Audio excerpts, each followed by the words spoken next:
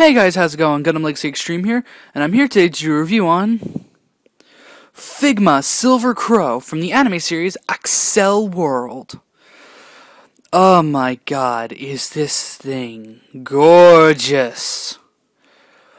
I have to say, I like the figure art, but the Figma it's infinitely superior to the figure art. The figure art still has certain things I like about it over the Figma, but we'll get to that in a moment. But just to start off with the detail shot. First and foremost, just look at that translucent mask. That thing it pops. It looks amazing. Yep, we can see, unlike the figure art, which ends with purple right here, the silver goes all the way around to the back, and as you can see, he has the back plate cover, which the figure art didn't have. But then again, the figure art was supposed to be displayed with the wings indefinitely. And you keep moving around, silver all the way back here.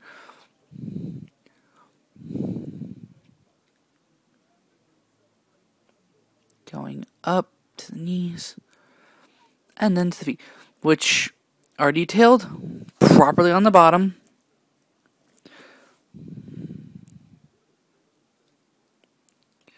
And then going back down. And then quickly to the arms, as you can see. Unlike the figure art, which I will say this is where the figure art did it a little better with the gauntlets. The gauntlets are painted with a metallic green rather than using an actual clear green piece. I like that more on the figure art than I do. I like the clear green pieces on the figure art. It just pops a little better, but it's understandable. Then you got the green metallic nose on. Actually, I think those are painted on. I mean, not painted on. I think those are. No, those are painted on. Those are painted on. Those are not clear pieces. Focus. Focus. There we go. Yeah, that's pretty much it for the detail shots. Articulation-wise, basically, he has... Well, I'll just go into details. His arms can rotate a full 360. The shoulder pads right here are kind of where I get a little scared. See, they're connected via a rubbery piece right there, rather than on a hinge, which I can kind of see why Figma went with, come on, focus. There we go. I can kind of see why Figma went with this over a hinge, but still, it kind of terrifies me, because if this gets caught on anything and it snaps, goodbye shoulder armor. But, yeah, arms can bend about that much. Got a bicep rotation right here. You can rotate it at the elbow due to the peg joint. Wrists can rotate a bit, but once again, tight, very tight Figma joint that scares me. Bring the arm towards the back, and if you really want to change the position of the arm, just unpeg and repeg. Unpeg and repeg. So yeah, the head can look up and down, not a lot, unfortunately. It's very restrictive. And the neck can actually move forwards and back a bit. But mine originally had a tendency of popping off, but it doesn't seem to do that anymore. You do not have a waist joint like the Figma, the figure art, but you get a really good chest joint right here, which allows you to get very emotive poses. So, yeah, nothing really to write home about. Legs can go forwards and backwards, and you can probably hear a squeaking, or probably not since I'm using a headset now. But the actual main body is made of very soft, malleable plastic, so you can get so it's unrestricted. Think kind of like what the Kamen Rider Figmas had, but better. And well, like I was saying, they can go forwards and back. And then, unlike the figure art, which had really big thigh pieces that were plastic, this one is soft, rubbery material like the body, and allows it to go about out that far. but that's about as much as the joint will allow to begin with. You got I saw that coming. You got a bit of thigh rotation. Knees can bend really, really well. Got the thigh rotation right here, and the feet can go forwards and backwards and tilt side to side because they are on the universal Figma joint. So, yeah, that's about it for the poseability. He can get a lot of really good poses, as you will see later on when I go over the accessories. So, yeah. Alright, now, comparing the two without the wings on first. Now, here you can see a stark difference. First and foremost, they are in similar head height. But bringing them in close now.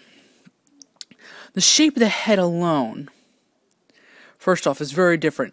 And the one on the right, which is the Figma, is far more show accurate head-wise. The Figuarts head is just much bigger, going downwards.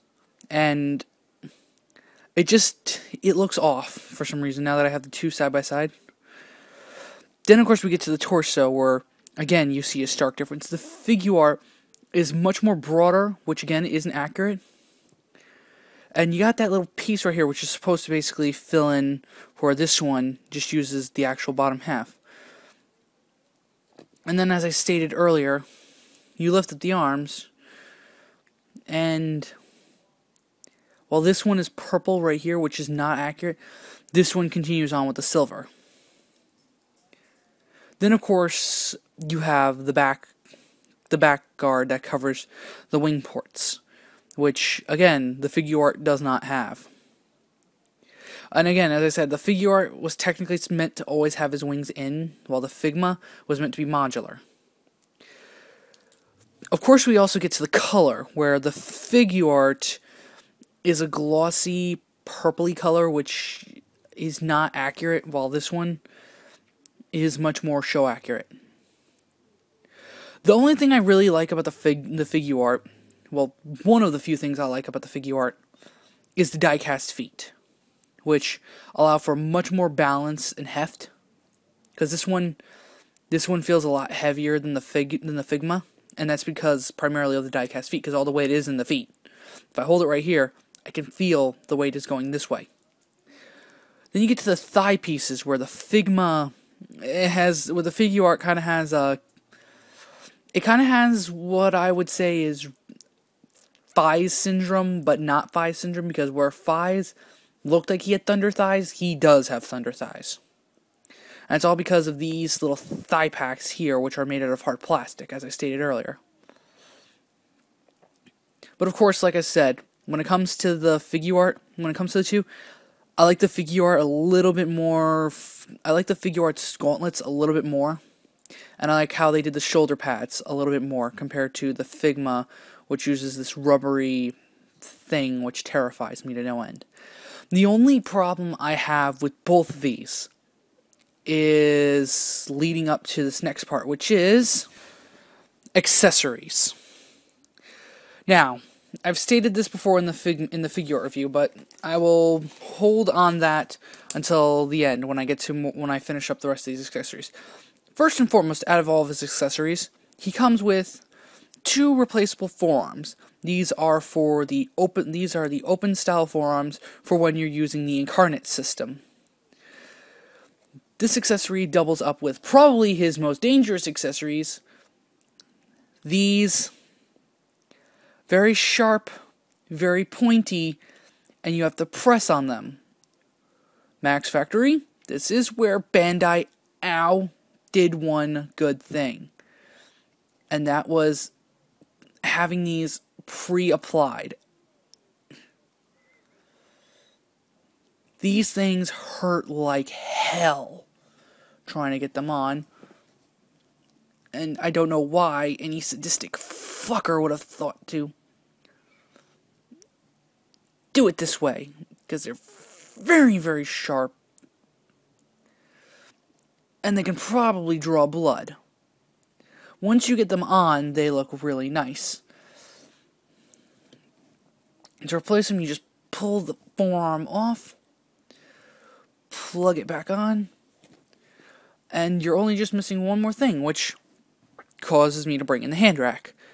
As you can see, he comes with 2 splayed open hands, which I kind of prefer the Figma's style. Not to mention, I think the Figma's a little more accurate, because I think the underside of his fingers were... No, the Figma is more show accurate. Yeah, I like the Figuarts style for the splayed open fingers a little more than I like the Figma's. You get a pair of holding things hands, which I wonder what these are for. We'll find out eventually when Season 2 starts. Then you get more calmly splayed open hands. And you get these hands, the jabby hands. Plug that in, and you bring in this accessory right here. Which, damn it, I knew that was going to happen. Ow, ow. Ow, ow. I swear. Okay, like I was saying, you slide this... No, I was doing it right. You slide this over the hand like so, and there you have it. This looks really, really good, though I kind of do like the Figuarts a little more because of the gradation in the colors. The Figma still does it really, really nicely. The only problem is to get this into a pose where it kind of looks like that. You have to have the arm joint like that. But you don't really see it from the front, so it doesn't matter. Replacing the arm real quick once again, it's time to get to, of course, the accessory that a lot of people are waiting for. Here we have Silver Crow's trademark wings until they got... Well, I'm not going to spoil that.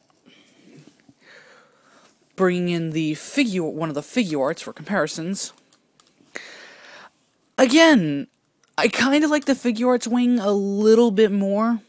It just pops so much more than the Figma's, which is just solid. But I still really like the Figma's, and there's a reason why I really like the Figma's. And that's because of the ease of putting it on compared to the Figuart, which I feared breaking. First and foremost, you just pull that backpack piece off, and you slide these on, and then you just rotate them. That's it.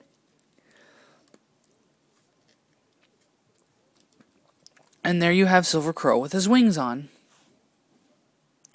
But of course, as I said, there was one thing that both of these figures don't have, and that's his headbutt accessory. The part where right here goes up to here, locking his head so he can do a super headbutt. That piece is missing on both of these, and the only one that has it is the Figuarts 6. So if I really want to have a truly completed Silver Crow, I have to get that thing. But moving on, bringing the two in for comparison with their wings on, they look really, really nice together. Though again, the Figuart's wings pop so much more. Only because of the clear outlines between them, allowing for light to shine through. The Figma's does still do a really good job bouncing the light off to make them look really metallic and just beautiful.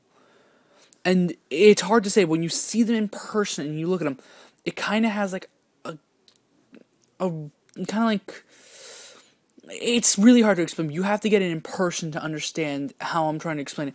When you have a light shine off of them, it has this kind of sparkle to it that just the Figuart doesn't have. So, here's my final thoughts on Figma Silver Crow. He is a really, really good figure, and probably, I will say, the best Silver Crow out there to get. He's better than the Figuart when it comes to screen accuracy and appearance, and he's a lot better than the Figuarts 6, from what I have heard from people who have it in hand, and from what I've seen in pictures. Pick him up if you can. He is just amazing. If you can't get him, the Figuart is a really good substitute. The Figuart has a lot of nice accessories. He's not as dangerous. And he has certain certain parts of him that appeal to me a little bit more than the Figma. But overall, this is a review of the Figma, and what can I say? It is an amazing Figma, and it's one of the first male Figmas I've ever obtained. So, that's all I can say. Go out and pick him up. So, hope you enjoyed this review. Stay tuned for more. I have a lot more Figmas to review. This is GundamLegacyExtreme signing out, and I will see you all in the next video. Peace.